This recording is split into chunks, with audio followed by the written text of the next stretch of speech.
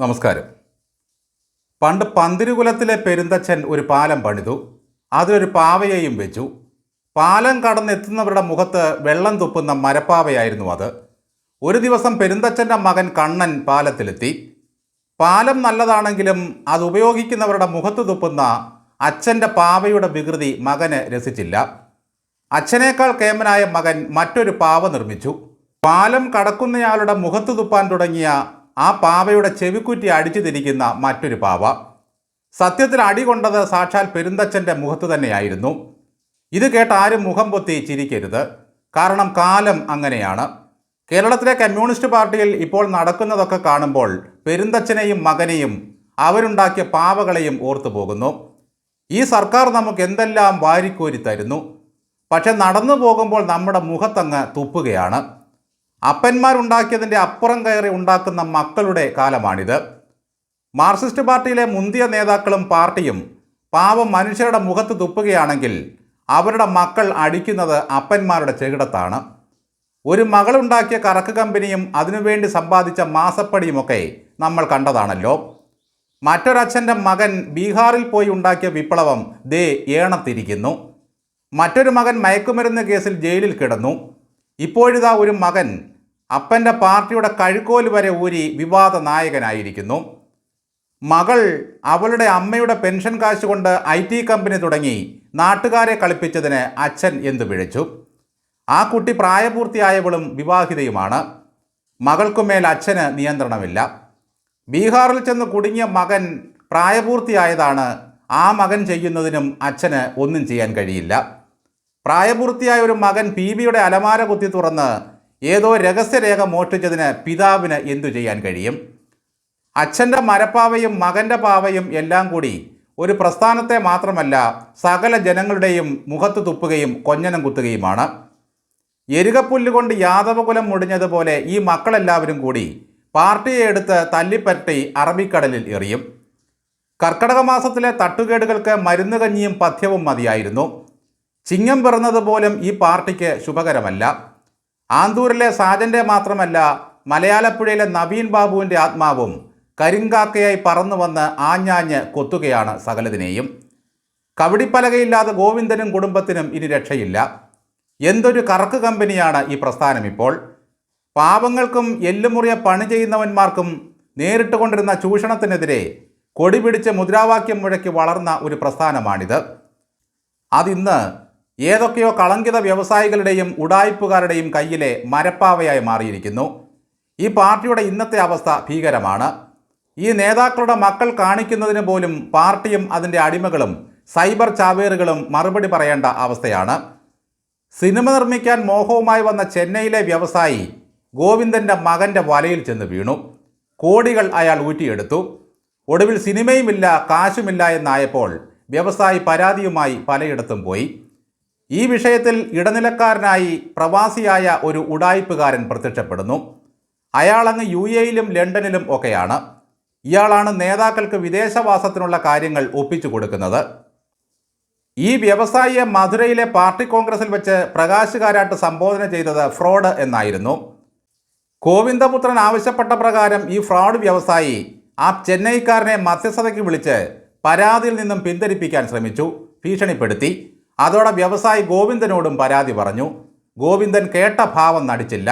Phone number അങ്ങ് block ചെയ്തു. ആഹാ, നല്ല പ്രതികരണം. ഗോവിന്ദൻ്റെ തലയിൽ എപ്പോഴും 39 ട്രെയിൻ അങ്ങോട്ടും 39 ട്രെയിൻ ഇങ്ങോട്ടും പോകുന്നതിൻ്റെ മൂളക്കം മാത്രമാണ്. ഇതിനിടയിൽ ഗോവിന്ദൻ ലണ്ടനിൽ ചെന്ന് ഫ്രാഡ് സഖാവിൻ്റെ വീട്ടിൽ പുറത്ത് നാട് ചുറ്റിയടിച്ചു. ഓർക്കുന്നില്ലേ, അന്ന് ലണ്ടനിൽ നിന്നും വന്നപ്പോൾ ഈ ഗോവിന്ദൻ പറഞ്ഞത്? അവിടുത്തെ ക്രിസ്ത്യൻ പള്ളികളെല്ലാം ലേലത്തിന് വെച്ചിരിക്കുകയാണത്രേ. വിശ്വാസികൾ ആരും ഇപ്പോൾ പള്ളിയിൽ പോകുന്നില്ല. വിദേശത്തു നിന്നും പ്രതിനിധിയായി പാർട്ടി കോൺഗ്രസിൽ പങ്കെടുക്കാൻ മധുരയിൽ വന്ന ആ മനുഷ്യനെ കയ്യിലിരിപ്പ് കൊണ്ട് തിരിച്ചയക്കാൻ മുൻകൈയെടുത്തത് പ്രകാശ് കാരാട്ടും ബംഗാളിൽ നിന്നുള്ള മറ്റൊരു സഖാവും കൂടിയാണ്. ഈ വിവാദ പ്രവാസി സഖാവാണ് ലണ്ടനിൽ വെച്ച് മറുനാടൻ മലയാളി എഡിറ്റർ ഷാജൻ സ്കറിയായെ അടിച്ചു എന്ന് വീരവാദം മുഴക്കിയതും തല്ലുമേടിച്ച ഫോണുമായി തെറിച്ചു വീണതും.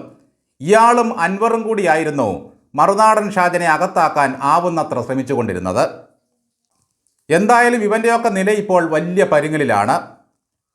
ചെന്നൈയിലെ വ്യവസായി തൻ്റെ ധർമ്മസങ്കടങ്ങളെല്ലാം വിവരിച്ച് PBക്ക് പരാതി നൽകിയതാണ് അത്ഭുതം. അവിടെ ഇരിക്കുന്നതൊക്കെ ധർമ്മപുത്രരും വിതുരരുമാണെന്ന് ഈ പാവം തെറ്റിദ്ധരിച്ചു പോയി. പരാതിക്ക് പരിഹാരം ഉണ്ടായില്ലെങ്കിലെന്താ, വ്യവസായി കൊടുത്ത രഹസ്യ പരാതി വേട്ടക്കാരൻ്റെ കയ്യിൽ എത്തിയിരിക്കുന്നു. PBയുടെ അലമാരയിൽ നിന്നും ആ കത്ത് ചൂണ്ടിയത് ഗോവിന്ദൻ്റെ മകനാണെന്നാണ് വ്യവസായി പറയുന്നത്. ആ കത്തിപ്പോൾ ഹൈക്കോടതിയിൽ മറ്റൊരു കേസിൽ തെളിവായി ഹാജരാക്കിയിരിക്കുന്നു. PBക്ക് താൻ നൽകിയ കത്ത് ചോർന്നതിനെപ്പറ്റി അന്വേഷണം നടത്തണമെന്നാവശ്യപ്പെട്ട് ചെന്നൈയിലെ വ്യവസായി വീണ്ടും ബേബിക്ക് ഒരു കത്തുകൂടി അയച്ചു. ആ കത്തും ചോർന്ന് മാധ്യമങ്ങൾക്ക് കിട്ടിയിരിക്കുന്നു പോലും. ചുരുക്കി പറഞ്ഞാൽ വാഴയും കുലച്ചു ഊന്നുകോലും കുലച്ചു എന്ന അവസ്ഥയാണ്. CPMലെ ഏതെങ്കിലും ഒരു നേതാവിൻ്റെ മക്കൾക്കെതിരെ ഒരു പരാതി എഴുതി PBക്ക് കൊടുത്താൽ പരിഹാരം ഉണ്ടാകുമെന്ന് കരുതിയ വ്യവസായി ഏത് ലോകത്താണ് ജീവിക്കുന്നത്? ഇയാളും പണ്ടുകാലത്ത് സഖാവായിരുന്നത്രേ. പാർട്ടിയുടെ ചട്ടക്കൂടിൻ്റെ അകത്തെ രീതി അനുസരിച്ച് നീങ്ങിയതാണ് പാവം. പിണറായിയും ഗോവിന്ദനും കൊടുക്കുന്ന ലവി കൊണ്ട് കഞ്ഞി കുടിക്കുന്ന മേൽക്കമ്മിറ്റിയാണ് PB. ദേശീയ സെക്രട്ടറിയായ ബേബിക്ക് പ്രത്യേകിച്ച് പണി ഒന്നും തന്നെയില്ല. കഫിയ അണിയുക, ഗാസയ്ക്ക് വേണ്ടി മുദ്രാവാക്യം വിളിക്കുക, ജേഴ്സി അണിയുക, ക്യൂബയ്ക്ക് വേണ്ടി ഫുട്ബോൾ കളിക്കുക. കേരള സർക്കാരിനെ ഇല്ലാതാക്കാൻ വിദേശ ശക്തി ഇടപെടുന്നു എന്നാണ് ഇപ്പോൾ മൂപ്പര് പറഞ്ഞു നടക്കുന്നത്. കേരളത്തിലെ കമ്മ്യൂണിസ്റ്റ് പാർട്ടിയെയും സർക്കാരിനെയും ഒന്നിച്ച് നശിപ്പിക്കാൻ പിണറായി എന്ന ഒറ്റയാൾ മാത്രം മതി ബേബി സാറേ. അതിന് ട്രംപും നെതന്യാഹുവും ഒന്നും വരണമെന്നില്ല, മോദിയും വേണ്ട. ഈ പിണറായിക്കെതിരെ ഒരു കാലത്ത് PBക്ക് നിരന്തരം കത്തെഴുതുന്ന ആളായിരുന്നു VS. പക്ഷേ ഒറ്റ കത്ത് PBയുടെ കയ്യിൽ കിട്ടിയിട്ടില്ല. എങ്ങോട്ട് പോയി ആ കത്തെല്ലാമെന്ന് ആർക്കും അറിയില്ല. ആ കത്തെല്ലാം പോക്കറ്റിലാക്കി എസ് രാമചന്ദ്രൻ പിള്ള പിണറായിക്ക് കൊണ്ടുകൊടുക്കുന്നുവെന്നാണ് അന്നൊരു സഖാവ് ഫലിതം പറഞ്ഞത്. എന്തായാലും ലോക്കൽ കമ്മിറ്റി മുതൽ അങ്ങ് മുകളിലത്തെ അറ്റത്തുള്ള PB വരെ എങ്ങനെയാണ് ഇവിടെ പ്രവർത്തിക്കുന്നത് എന്ന് ജനങ്ങൾക്ക് മനസ്സിലായി. പിണറായി മുതൽ ഗോവിന്ദൻ വരെ മക്കളെ എങ്ങനെ വളർത്താമെന്ന കാര്യത്തിൽ അതീവ ജാഗ്രത ഉണ്ടായിരുന്നവരാണ്. ഇവരുടെ ആരുടെയെങ്കിലും മക്കൾ PSC പരീക്ഷ എഴുതുകയോ റാങ്ക് ലിസ്റ്റ് നോക്കി കാത്തിരിക്കുകയോ ചെയ്തിട്ടുണ്ടോ? പ്രത്യേകിച്ച് വിദ്യാഭ്യാസ യോഗ്യത ഒന്നുമില്ലെങ്കിലും അവരുടെ ഭാവി ഭാസുരമാക്കാൻ കാശുള്ള കോടീശ്വരന്മാർ വിദേശത്ത് കമ്പനികൾ തുടങ്ങിയിട്ടുണ്ട്. അവിടെ നേതാക്കളുടെ മക്കളെ CEO ആക്കി നിയമിക്കും. പിന്നെ ആ മുതലാളി പറയുന്നതിനനുസരിച്ച് ഇവിടെ ഭരണം നടത്തും. അല്ലെങ്കിൽ അച്ഛൻ്റെ തണലിൽ ഉഡായിപ്പും മധ്യസ്ഥതയും മറ്റ് കച്ചവടങ്ങളുമൊക്കെയായി കോടികളുണ്ടാക്കും. ഒരു പരിധിക്കപ്പുറം വളർന്നു കഴിഞ്ഞാൽ പിന്നെ വളരാൻ ഒന്നുമില്ലാത്ത ഒരവസ്ഥ ഈ സഖാക്കളുടെ മക്കളുടെ ഒരു പ്രതിസന്ധിയാണ്. വെറുക്കപ്പെട്ട വ്യവസായി എന്നൊക്കെ VS പറഞ്ഞു നടന്നെങ്കിലും ഇന്നത്തെ CPMകാർക്ക് ഒരു വ്യവസായിയോടും വെറുപ്പില്ല. പകരം അവരൊക്കെ അവർ പാർട്ട്ണറാണ്.